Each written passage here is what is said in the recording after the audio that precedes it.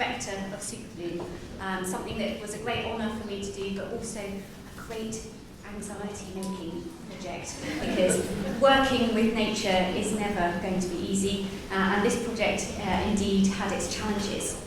I hope you all enjoyed your visit to the flowers this evening. A very different experience than you would have had if you visited the moat in about 1800, when the moat had the unfortunate reputation of being the largest cesspit in London. Nice. Our moat wasn't the first moat at the Tower of London. William the Conqueror almost certainly dug a defensive ditch around the White Tower that you see out of the window here in around 1067. But our moat, the one that you visited this evening, was the first true moat of the Tower of London, as it was filled with water regardless of the tide, which is why it had some problems by the 1800s, as it had become silted up and all of the garbage of London was being thrown into it. It was constructed in about 1275 to 85 under the kingship of Edward I. And it remained a water-filled and defensive structure right up until the Victorian period, when it obtained its really rather unfortunate reputation. The Duke of Wellington, who was the constable of the Tower at the time, ordered the moat to be filled in, as it was causing sickness amongst the garrison. However, this work was finished in 1845, and it was a nice new landscape that livestock could be brought in to graze. So you can imagine sheep out there having a little nibble, which was good. What you witnessed today, though, is the biggest change to the moat at the Tower of London since 1845. An amazing thing for us to have tried to do during a pandemic. We started thinking about this project in 2019 when we held a workshop. What could we do for the Platinum Jubilee? What on earth could historic royal palaces do to top the poppies of 2014? Hey, let's make it harder for ourselves. Let's grow them from scratch. So, what you've witnessed today is introducing 10,000 metric tonnes of engineered soil into the moat. If you were here over October and November of last year, you would have seen that soil arriving in lorries in the mornings and being shot into the moat via a giant conveyor belt where the slide is now. It wasn't easy to drive anything down into the moat because we had dug up the only ramp entrance into the space in order to make it accessible to all, and so the only way in was either down a temporary staircase or flying off the end of that conveyor belt, which sometimes I felt like doing to some of the people who had suggested that this was a good project. So, we grow over 20 million seeds. So we planted those at the end of March. All of it was hand-sown, broadcast into the moat by a team of just 5 people over 5 days. We divided up the moat into 350 squares in order to put in our 15 different mixes of seeds and those 29 different species all mixed in different ways. What you've seen today is only a sample of those seeds, as more are going to come out over the next few months. We're ending the season with sunflowers, some will cheekily come out a bit early, another thing to worry about. But we'll also have tick seed and cosmos and other things growing up taller and taller as the summer goes on. A great reason for you to buy another ticket and come back again and again, week after week. So, 20 million seeds, part of the celebration of this Platinum Jubilee year. But not our work, a bit like pollinating London together, well, it doesn't end this year.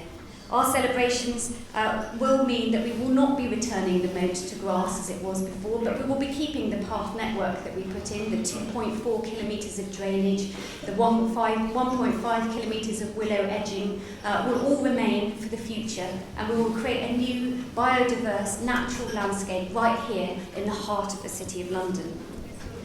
We want to work with partners.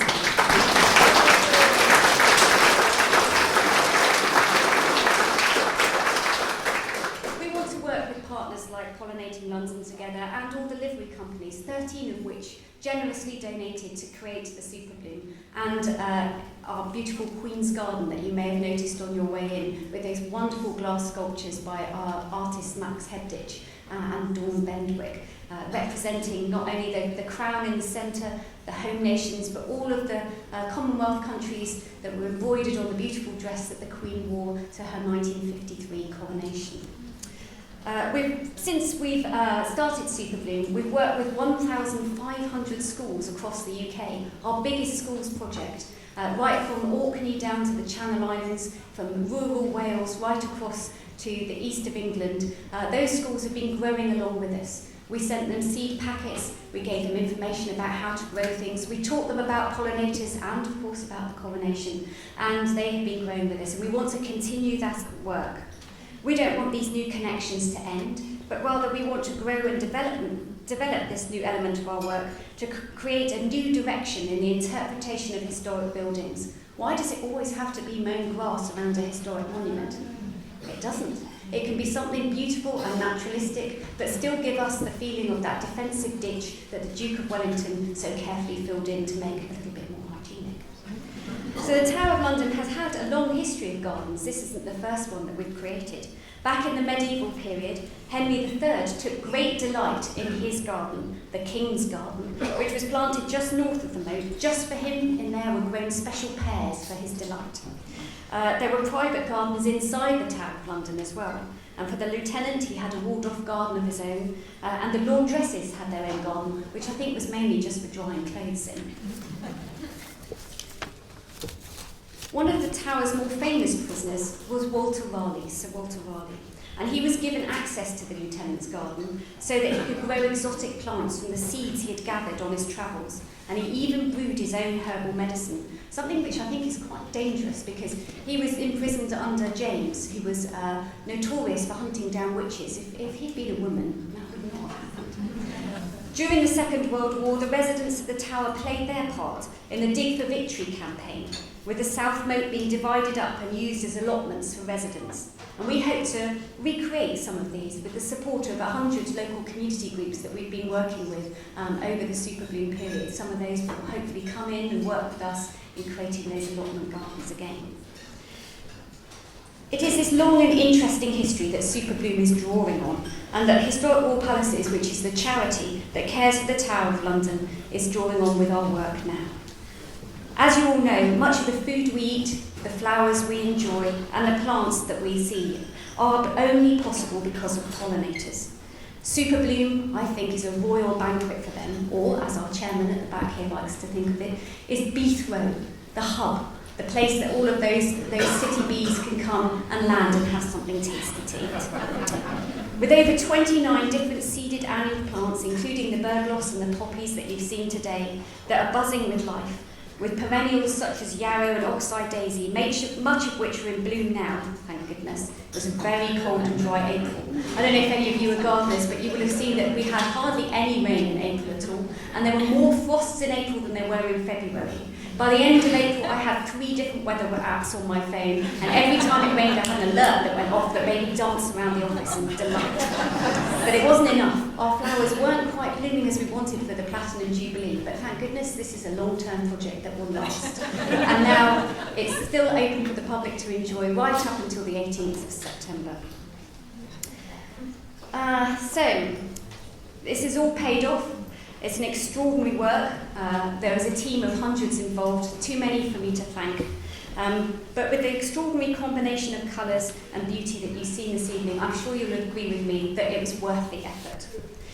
This event has been key to the recovery of Historic Wall Palaces, which is a charity, and all our funds to care for 6 extraordinary palaces comes from ticket sales and donations from good people like you.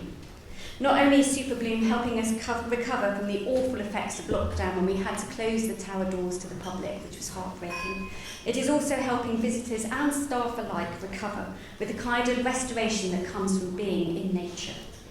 We also hope that it will help with the continued fight to increase biodiversity, not only here in the city, but across the UK and beyond, as we all start to think differently about how our open spaces can help and what we can do to achieve change. Historic sites don't need to be surrounded by mown grass. They weren't in the past, and our ancestors grew a huge variety of plants and trees, and so must we. So I hope you'll all join me in toasting our pollinators and enjoying the beauty that supporting them can bring. Thank you.